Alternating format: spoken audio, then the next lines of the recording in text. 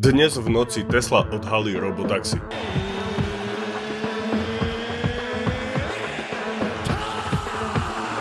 This is a robotics company.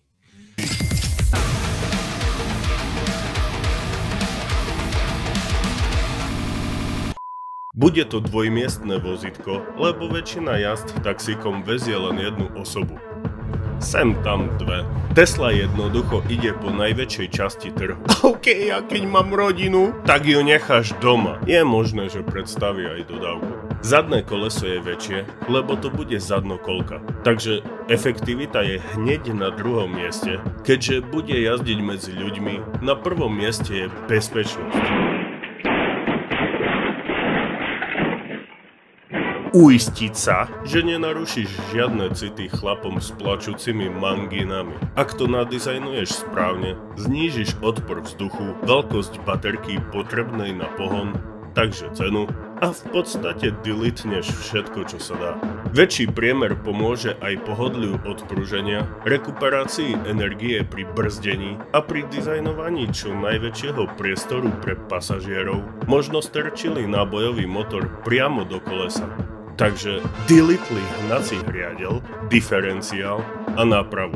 Namiesto tejto krabice vzadu bude mať skôr roletu štýlu Cybertruck a úložný priestor, do ktorého sa vojdu aspoň 3 tela. Alebo 2 veľké kufre. Okrem efektivity a nízkych nákladov masovej výroby na extrémnej škále je Cybertaxi, teda auto, dizajnované na čo najmenšiu potrebu údržby. Bezdušáky, bezdušáci. Po každej jazde očakávam nejaký dezinfekčný postrek alebo splachovací systém s nenapadným odtokom v podlahe. Aby sa nestalo, že po nejakom hulvátovi ďalší pasažier prisadne milióny detí. Auto je dizajnované ako budúcnosť, tak, aby si sa z neho nehanbil vystúpiť. Dvere sa budú otvárať k nebesiam, aby sledovali trhovú kapitalizáciu nás, robotov.